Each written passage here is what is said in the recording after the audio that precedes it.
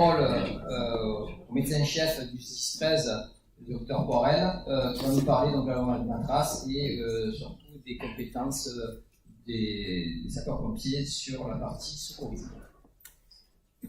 Merci pour l'invitation. Alors, des sapeurs et des marins-pompiers. Après, on pourra, je connais déjà quelques questions qu'on peut vous poser, parce que je vois énormément d'associatifs dans l'auditoire. Je vais vous expliquer pourquoi, initialement, il n'y a pas d'associatif dans la boucle, et pourquoi peut-être que ça arrivera demain. Voilà. C'est un sujet qui, voilà. Pour ma part, travailler au cœur avec la Direction générale de la sécurité civile, c'est dans ce sens-là que je vais vous parler. N'hésitez pas à me poser des questions et tout le monde a bien pris en compte les évolutions à venir, qui sont des évolutions dans les 1, 2, 3, 4, 5, 10 ans à venir, 20 ans à venir. C'est une ouverture de voie, on va voir. Alors pourquoi on a fait évoluer, on a travaillé dans ce domaine-là depuis 2019, pour mettre à cette époque-là, attente forte des sapeurs-pompiers en France, primo intervenants, qui se retrouvent de plus en plus démunis face aux victimes, 4,5 millions d'interventions et plus de 80% de secours d'urgence aux personnes. Alors les raisons de ce sentiment d'être démunis, c'est surtout l'élongation des distances avec les structures d'urgence, les délais d'intervention de renforts médicaux paramédicaux, en lien avec toute la crise de la démographie médicale. Donc c'est poser aussi la question, voilà, pour redonner du sens, donner du sens à certaines interventions et surtout lever ce sentiment d'impuissance qui était exprimé. L'objectif qu'on a eu, c'est de faire évoluer la prise en charge de nos victimes d'un point de vue qualitatif. Les volets quantitatifs sur notre activité, on voit très bien que depuis 20 ans, ça ne fait qu'augmenter. Mais en améliorant le qualitatif, on pense qu'on va faire mieux intégrer ce type d'intervention dans notre population de sapeurs-pompiers. Donc, 3 axes, le bilan clinique et paraclinique, les actions thérapeutiques et médicamenteuses d'urgence, et la prise en compte de la douleur, qui était une récrimination assez forte au sein de la profession. Donc, nécessaire du secours, et la loi, c'est du secours et des soins d'urgence avec l'apparition de la notion de soins dans notre activité. On voit très bien l'évolution qu'on a eue depuis une trentaine d'années. On est passé du secourisme, d'ailleurs on utilise toujours ce terme-là, puisqu'on est aussi sous le biais associatif. Le secours aux personnes, le secours urgent aux personnes, et maintenant le secours et le soin d'urgence aux personnes. En mesure, ça se complexifie. De par l'évolution des missions sanitaires, matérielles aussi, avec les évolutions techniques et technologiques, l'avènement du numérique et de la connectivité, on parle de télémédecine, et je pense que là, nous, on va commencer à parler de télésecourisme. C'est un terme qu'on va pouvoir mettre dans notre corpus. Et les évolutions liées à la participation des sapeurs-pompiers dans la crise sanitaire. Au début des discussions, en 2019, il était impossible pour la santé d'entrevoir, de faire évoluer les missions des secouristes dans le domaine du soin. Est arrivée la crise, donc là, les prélèvements nasopharyngés, qui sont des actes diagnostiques invasifs, puis après les injections intramusculaires, ont fait qu'on a pu montrer qu'avec de la formation, de l'encadrement, de la structuration, on peut faire évoluer nos compétences, notre savoir-faire et améliorer notre service rendu auprès de nos victimes.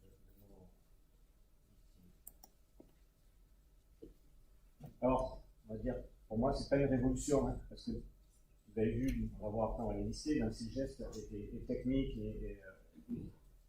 c'était de régulariser les gestes déjà effectués par tous. Quand on a commencé à discuter sur les gestes techniques, on s'est aperçu que, pas aperçu, on le savait, mais de nombreux gestes faisaient déjà partie du corpus des gestes de la santé, des actes réservés des professionnels de santé. Les secouristes et les sapeurs-pompiers ne sont pas des professionnels de santé, donc normalement, on n'aurait pas dû avoir accès, depuis 30 ans, à la tension artérielle, à la saturation, voilà, ce sont des actes réservés du corpus Code de la santé publique. Donc il y avait des gestes qu'on effectuait depuis très longtemps, qui étaient dans les référentiels et qui faisaient partie du corpus des gestes des professionnels de santé. C'est aussi de régulariser certains gestes de bonne pratique, déjà mis en œuvre dans certains SDIS, et pas dans d'autres en raison des freins réglementaires. L'exemple, c'est la glycémie capillaire. Voilà. C'était aussi en fonction de, des travaux qui suscitait aussi l'apparition de nouvelles techniques. Hein. Alors, moi, gestes techniques, c'est pas trop en médecine, mais bon, on va regarder. Et aussi à introduire l'administration de thérapeutiques médicales d'urgence, médicamenteuses, dans des situations bien précises, avec surtout un bénéfice-risque, une sécurité d'emploi des thérapeutiques en faveur de leur utilisation par des non-professionnels de santé. Ça, c'était des discussions assez longues, assez difficiles. Donc des travaux interministériels, hein, revue des pratiques, travaux de réflexion de la Fédération nationale, de 2000, c'est basé là-dessus. Daniel a travaillé de manière indirecte sur pas mal de travaux, de propositions, mais qui étaient toujours gardés dans les tiroirs, du fait que c'était des actes réservés de professionnels de santé, qu'ils soient médecins, qu'ils soient infirmiers. Donc, 2019, travaux interministériels, avec un groupe de travail, gestes techniques de secourisme, copie de la Direction générale de la sécurité civile. Alors moi, j'aurais souhaité que ce groupe soit beaucoup plus large, étoffé, qui prenne du temps de la réflexion. Mais juillet 2019, la réunion, on dit, on crée ce copie, rendu des travaux pour août 2019. C'était une contrainte, sachant qu'avec une communication très restreinte de ce sujet-là, pour ne pas déstabiliser et ne pas refermer la porte qui s'ouvrait. L'idée, c'était de lever certains freins réglementaires, d'optimiser nos actes diagnostiques et de soins, notamment la glycémie capillaire, pour faire en sorte qu'ils soient diffusés et réalisables par l'ensemble des secouristes sur le territoire national. C'était le sujet, parce qu'à la première réunion, c'était non, hein, puisque les aides-soignants ne le font pas, personne ne le fait, sauf les médecins et les infirmiers. Et victimes. Et quand on a donné la pratique que 80% des SDIS en France le faisaient, c'était quelques glycémies capillaires par jour. Donc ça a été, quand on a fait en réunion avec le Conseil national des professionnels de médecine d'urgence, voilà, c'est quelque chose qui n'était pas discuté, mais initialement le frein réglementaire. L'administration de thérapeutiques médicamenteuses par les non-professionnels de santé, ça aussi, ça a été un grand sujet. Moi, j'avais vraiment l'idée, c'était l'asthme et le choc anaphylactique. Une situation. Voilà. Et la douleur. Après, il y a eu l'intégration à la loi trace, discussion sur les décrets d'application. On avait proposé un verre plein, on a eu un verre à demi, qui est déjà un demi-verre sur les évolutions. Et surtout, il va falloir qu'on l'intègre au sein de la profession, que l'on forme, qu'on se dote en matériel.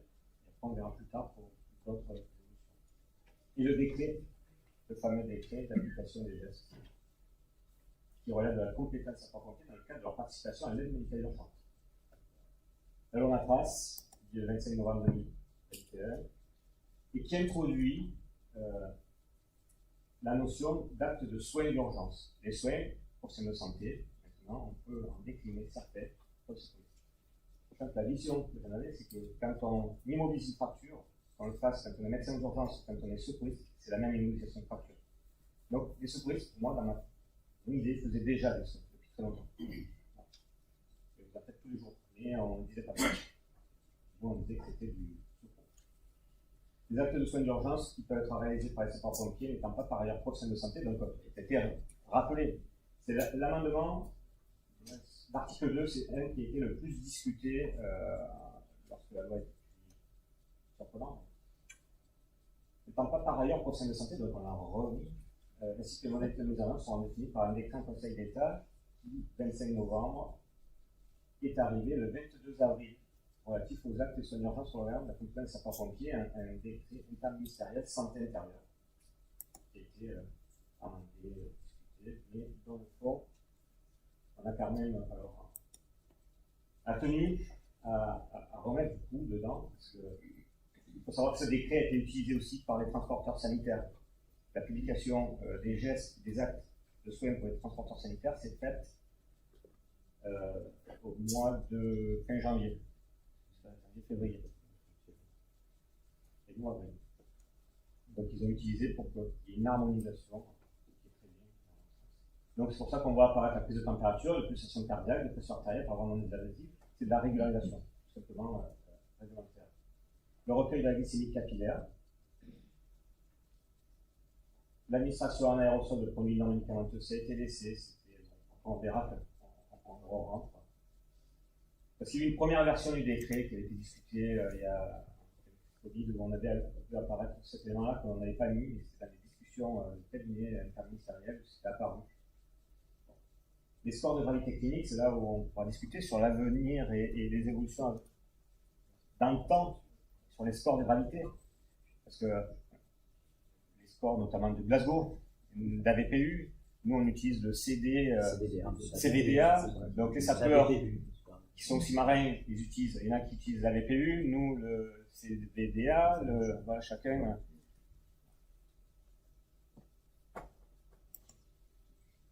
Je pense qu'avec les évolutions du numérique et les cotations qu'on peut avoir rentrant quelques items, ça peut nous donner de la.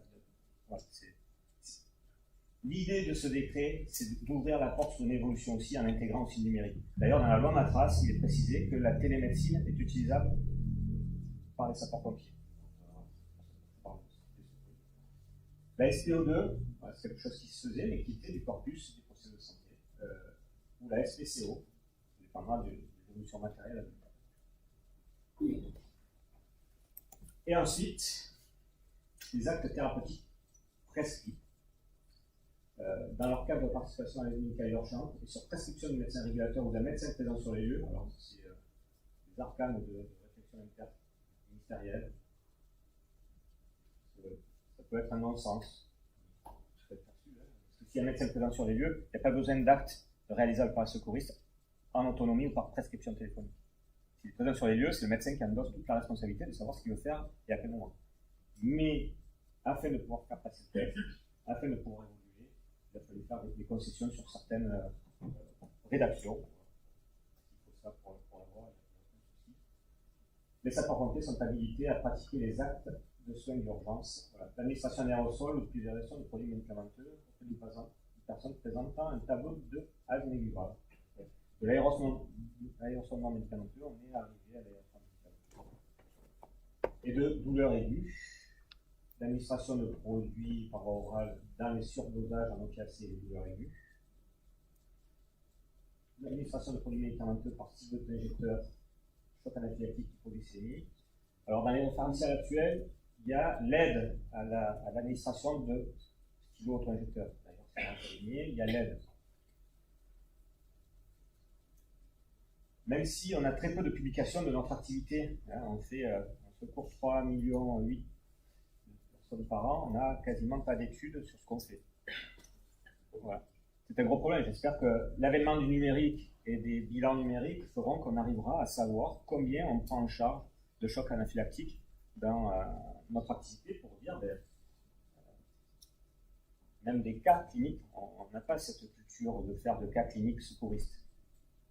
C'est l'une de nos plus grandes faiblesses. Donc on va chercher sur des études rétrospectives mais bon, c'est un peu pieux, hein. 30 ans que je fais du secourisme, ça fait 20 ans que je fais de la médecine. J'espère que l'objectif aussi de faire évoluer et d'aller assez loin, c'est aussi pour essayer de pousser à mesurer ce qu'on fait et à étudier ce qu'on fait pour après encore faire évoluer.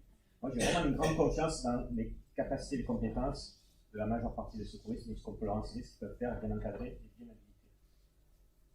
Donc là, le choc anaphylactique, ça y est dans les référentiels, mais ça n'y est pas en termes de dotation de matériel.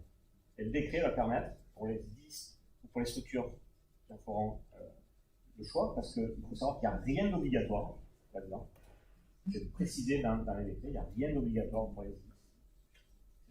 C'est une volonté de certaines structures de pouvoir faire évoluer. Il y a eu une volonté aussi de rien rendre obligatoire parce que ça a un impact en termes de formation, de dotation matérielle. Le coût n'est pas anodin. Choc anaphylactique,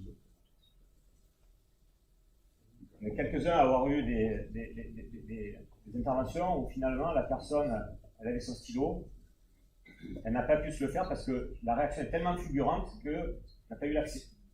Et que les secouristes se sont dit, mais finalement, je fais pas, c'est l'aide. Et l'aide, il faut avoir entamé le geste. L'hypoglycémie avec le petit gazon. Est arrivé là sur des actes thérapeutiques, l'enregistrement et la transmission d'électrocardiogramme, le recueil de l'hémoglobinémie. Ce sont des actes diagnostiques, je me conçois, dont les discussions entre la santé et l'intérieur, surtout la régulation médicale qui a voulu que ce type d'acte d'électrocardiogramme soit prescrit. Pour le faire, il faut que ce soit prescrit, il n'y a aucun problème. Ça fait évoluer, puis après, l'usage fera le reste en termes de situation. Mais effectivement, si on commence à envoyer 3,8 millions d'électrocardiogrammes à la régulation, je conçois que ça peut mal se passer en termes d'analyse et d'impact, en termes de durée de mobilisation de la régulation. D'accord ? Il faut quand même qu'on fasse des choses dans le bon sens. Et ensuite, il y a un article sur, dans l'hypothèse où des actes ont été réalisés sur prescription d'un médecin présent sur les lieux ou par souci, le médecin n'informe le régulateur, donc ça, c'est obtenu à ce que il n'y a aucun souci. Par contre, si la situation l'exige, notamment en cas de détresse vitale, lorsque le médecin régulateur ne peut apporter une réponse immédiate en l'absence de médecin présent sur les lieux,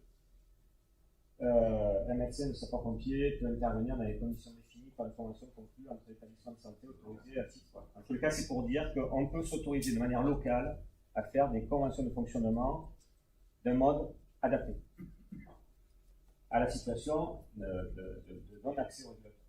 Ça, c'est une bonne chose. Alors, du coup, en local, on s'est réunis, là, le SDIS, le bataillon, pour faire des fiches de procédure communes, fiches de prescription, des protocoles, les formulaires d'essai de fidèle. Je ne dis pas trop. En tous les cas, on a souhaité, parce qu'on a pas mal de marins-pompiers qui sont aussi sapeurs-pompiers. Donc, demain, on fait le score AVPU partout, le score CDVA partout, ça ne passe pas. On est, voilà, des fiches de procédure, c'est une marque de travail interservice assez forte. Donc, c'est en cours, je pense qu'on va arriver sur une réunion de finalisation. Voilà, il faut savoir que rien n'est compliqué, mais au moins on détaille bien. Je trouve que le travail est extraordinaire. Excusez-moi. Oui. Moi je pense à l'hôpital, quand on fait des inhalations, on va mettre sur l'air et pas sur oxygène. Quel est le souci si on met sur les bouteilles transportables d'oxygène? Alors, pour répondre, l'idée là, c'est l'asthmatique en crise. Ouais. Donc, déjà, on lui met de l'oxygène quand on arrive. Voilà. Et là, on va lui mettre de l'aérosol avec 6 litres d'oxygène. Voilà. Ouais. Et le point de vue médical, on va le mettre sous oxygène. Voilà. Oui, mais assure. Il faut savoir que l'asthmatique en crise, vraiment, il va nécessiter un aérosol, il sera hypoxique. Donc, on va lui donner l'oxygène, on va lui donner par l'aérosol.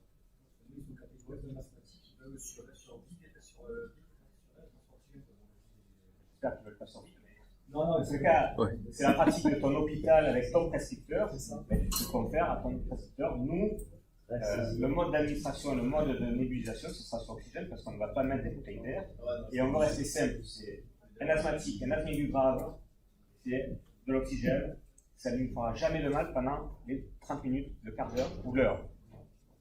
Restons simples et on ne va pas chercher.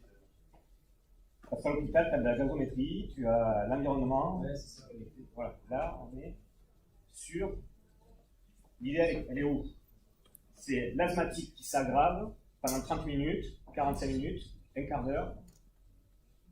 Le temps qu'il y ait une sueur qui arrive, le temps qu'on le transporte. Et transporter un asthmatique en crise, ça l'aggrave toujours. Donc, bénéfice-risque des bêta-mimétiques, hormis les effets légèrement tachycardisants, il n'y a aucune contre-indication et aucun effet secondaire.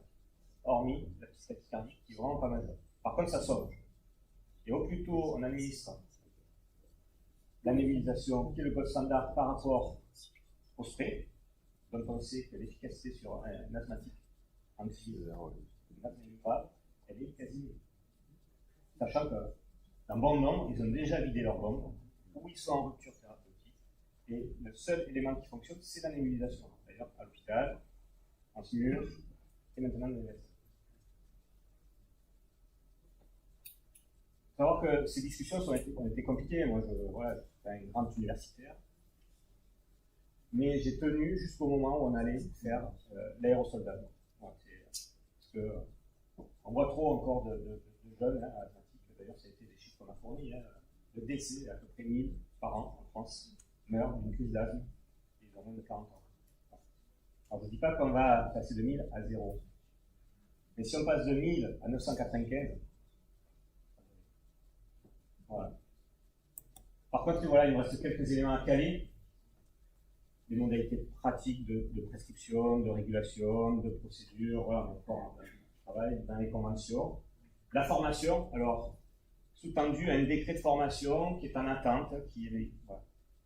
On va être proactif, à un moment donné, on va, en tout cas pour le 13, on va commencer par certains gestes, certaines thérapeutiques. Je pense que l'asthme est le meilleur élément. On va tracer, on va voir comment on forme, qui on forme. Nous, on part pour former nos équipiers déjà à tous les actes diagnostiques qui sont déjà enseignés pour la plupart, donc ce n'est pas non plus une révolution. C'est juste une évolution réglementaire qui maintenant l'ancre dans nos pratiques. Il faut savoir qu'il y avait encore des SDIS en France qui ne faisaient pas une glycémie capillaire. Et oui, la réalité des prix, c'est celle-là. Parce qu'il y avait ce frein réglementaire et cette peur du médico-légal. Parce que ce n'était pas dans le bon corpus. Donc, la régularisation, elle permet maintenant, on ne discute plus sur la glycémie capillaire, et on va discuter maintenant sur nos pratiques et qu'est-ce qu'on forme. Donc, voilà, équipier, chef d'équipe. On va partir certainement sur le niveau de chef d'équipe, parce qu'on a tout ce qui est le prompt secours, où on envoie. Quand on n'a pas un VSAV sur un secteur, on fait venir un VSAV de plus loin, mais on envoie une équipe avec une voiture, avec un sac de prompt secours. Donc eux, c'est là où il y a un intérêt à faire des thérapeutiques salvatrices, c'est sur le prompt secours. Si on attend le VSAV 30 minutes, voilà. Donc le chef d'AV, nous, alors on peut avoir un chef d'AV, mais qui sera passé par chef d'équipe.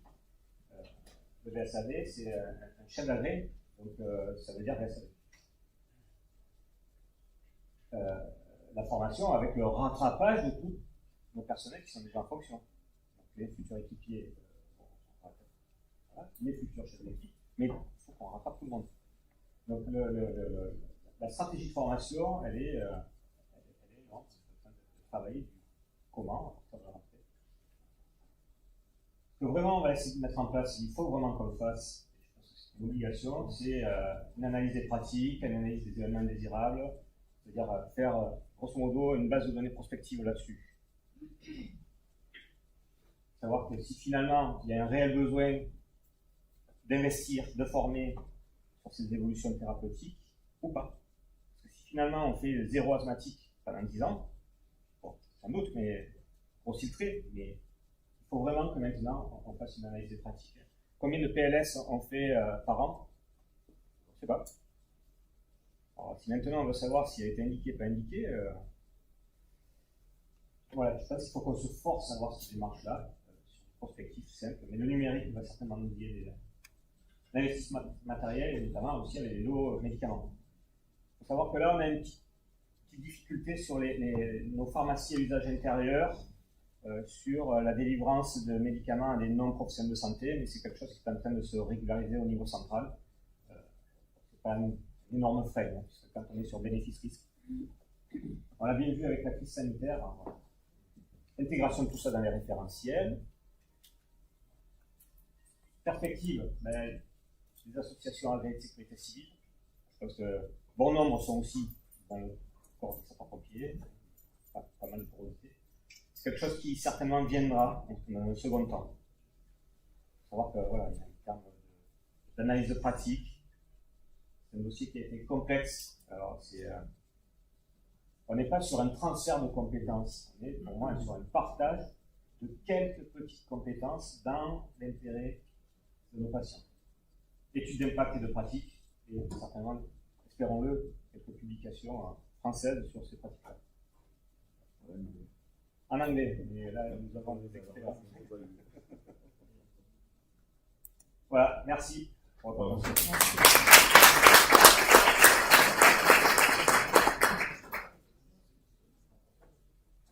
Des questions? Vous avez des questions? N'hésitez pas. Alors moi j'aurais une question. Bonjour Christian, c'est concernant, tu as évoqué le fait que les décrets ne prévoient pas d'obligation, en fait j'ai deux questions, la première c'est celle-là, pas d'obligation, certaines personnes peuvent avoir une lecture différente, de se dire c'est des gestes qui sont maintenant à la disposition des sapeurs-pompiers, donc il faudrait les faire. Et tu évoquais aussi les freins réglementaires. Est-ce qu'on peut imaginer qu'à l'inverse, cette réglementation puisse mettre en cause un SDIS, c'est-à-dire, je m'exprime peut-être mal, mais l'idée c'est est-ce qu'une victime ne pourrait pas porter plainte contre un SDIS en disant vous aviez la possibilité de faire et vous n'avez pas fait. L'obligation de moyens quelque part, qui du coup, de fait, rendrait un petit peu obligatoire ce genre de... La DG, elle a clairement, c'était le prérequis à l'évolution dans ce domaine-là. Parce que dans le copil SUAP, il y avait 20 directeurs de SDIS, on était 3 médecins pour 20 directeurs de SDIS, donc c'est clairement écrit qu'il n'y a aucune obligation. La DG l'a précisé, il n'y a aucune obligation, et c'est quelque chose qui va doucement se mettre en œuvre. On ne peut pas se dire, tiens, j'ai envie, j'ai pas envie, maintenant c'est le champ du possible. Par contre, ce dont on doit tenir compte, c'est l'investissement matériel. Les multiparamètres, beaucoup d'endroits sont déjà attaqués. Je ne vais pas vous dire le chiffre du coût pour le SDIS 13, mais voilà. Et ensuite, en termes de formation, l'impact formation, parce que donc c'est une progressivité.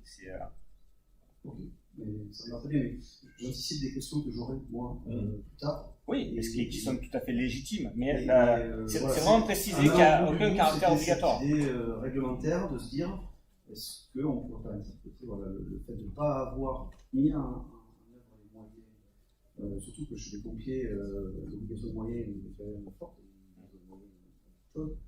donc voilà, mais moi je le vois sur le verre à moitié rempli, là. La glycémie, il faut savoir qu'il y avait des endroits où ça ne se faisait pas encore. Repos HAS sur l'AVC. C'était pas autorisé, donc on peut pas. C'était pas autorisé. Oui, mais quand on prenait les recours de la HAS sur la prise en charge de l'AVC, moi c'est comme ça que je l'avais introduit dans le SDIS où j'étais arrivé en 2013. Un protocole du médecin-chef sur la bénéfice-risque. Tant qu'on réfléchit à bénéfice-risque, après, je conçois, mais il faut aussi avoir les moyens de ses ambitions et de le faire de manière progressive pour ne pas arriver sur une situation où on va nous dire vous avez fait alors qu'il ne faut pas faire, vous avez mal fait, sachant que l'index thérapeutique là-dedans il est vraiment très fort en faveur. Ouais, et puis c'est vrai que c'est des évolutions qui ont des répercussions conséquentes financières humaines. Et du coup la deuxième question, elle est liée aux évolutions de la trace que tu viens de présenter. Mais elle touche notre catégorie professionnelle, c'est les infirmiers qui du coup se sentent, enfin nous on a envie d'en parler, vous savez, parce qu'il y en a beaucoup qui ne veulent pas en entendre parler, qui ne veulent pas imaginer des formations où ils apprendraient aux pompiers à faire des ECG, ou voilà, avec tout l'historique que tu as évoqué sur le Covid, où ils se sont sentis dépossédés de certaines choses déjà, là on a une deuxième couche, c'est compliqué. Est-ce qu'il y a des travaux, des choses qui pourraient être envisagées? Alors, le temps que prennent les travaux, même si c'était évoqué en ce moment, on pourrait imaginer dans 10 ans, je ne sais pas, mais pour faire évoluer aussi les compétences des infirmiers, sapeurs-pompiers particulièrement. Alors, la première partie des réponses, 4,5 millions d'interventions, 3,8 millions, 190 000 interventions d'infirmiers seuls en France. Donc ça veut dire qu'on n'a pas non plus de ressources paramédicales pour pouvoir subvenir à tout ce besoin-là. Notamment, même si on a un maillage, on n'a pas la ressource. Ensuite, pour moi, les protocoles infirmiers de soins d'urgence, ils sont à la main du médecin-chef. Et on n'a pas une homogénéité sur ce que l'on fait en France. Il y en a qui attaquent à peine à pouvoir faire un PISU de morphine. Il y en a qui ne l'ont pas encore en France. Et qu'est-ce qui va... Le secouriste aura mis son aérosol, l'infirmier va arriver derrière, il va pouvoir confirmer, il va pouvoir optimiser la prise en charge. Ça va lui enlever quoi? De faire un aérosol, de lui l'avoir préparé, de l'avoir mis en œuvre. C'est comme la même discussion quand est arrivé l'intramusculaire pour la vaccination. Les mêmes réticences, donc qui ont duré 24 heures, parce que la situation... Je pense qu'il faut se dépasser et aller au-delà. Les médecins-chefs de SDIS de prendre les responsabilités de ce qu'ils peuvent prescrire en anticipation, les PISU. Sachant que si on était rien que sur les recommandations, d'ailleurs qui n'existent quasiment pas, il n'y a que des recommandations de la CSFMU qui datent d'il y a 10 ans, les PISU dans certains SDIS sont très évolués. Très évolués. Voilà. On a discuté tout à l'heure avec Cédric. Voilà, quand on fait un PISU dans un traumatisé sévère pour faire de l'hexacil, ça va déjà loin. Donc, par contre, il doit y avoir un tiers des SDIS qui le font en France. La problématique des infirmiers, pour moi, c'est ce que j'ai expliqué dans les discussions à DG, c'est une problématique interne de médecin-chef de SDIS. Voilà. C'est tout. Donc, s'ils se sentent dépossédés de faire un aérosol qui a été entrepris 10 minutes avant, je pense qu'il faut se poser la question du pourquoi on est dans la structure. Et voilà. Il n'y a pas de primeur. L'électrocardiogramme, qui soit fait par le secouriste et l'infirmier, c'est la même interprétation à distance. Ça ne va rien changer pour leur pratique. L'intramusculaire, pareil, sur l'adrénaline. On n'est pas sur... Par contre, faire évoluer les capacités d'évaluation clinique de nos infirmiers, dans certains SDIS, les infirmiers qu'on a en VLI sont des vrais IPA. On parle des IPA actuellement, mais il y en a qui ont de l'activité d'IPA. D'autres non. Mais par contre, dans l'intégration d'un service de santé au sein d'un SDIS pour des endroits où c'est pas encore parfait, même si au bout de 20 ans, ça devrait l'être, c'est la formation. Voilà, très peu de présence de nos infirmiers dans la formation. À partir de l'année prochaine, ça va changer. Alors, pas une formation où on parlera de ces gestes sans un infirmier qui aura été motivé, formé et capable de délivrer un message de formation. Si on met un infirmier qui est opposant, ça ne fonctionnera jamais. Et puis, moi, c'est pas comme ça que je le veux. Voilà, changer de structure. Mais voilà, donc c'est aussi dans le biais de la formation. Mais pour moi, c'est un faux débat. Ouais, mais c'est un débat de terrain qui n'est pas simple. Même si je ne crois pas, c'est pour ça que moi, c'est ce que je défends, ce que j'explique aux infirmiers. Moi, j'en ai pas des opposants. Excusez-moi, je suis désolé de vous couper par rapport au temps, donc discussion très intéressante. Voilà. Merci encore de votre intervention.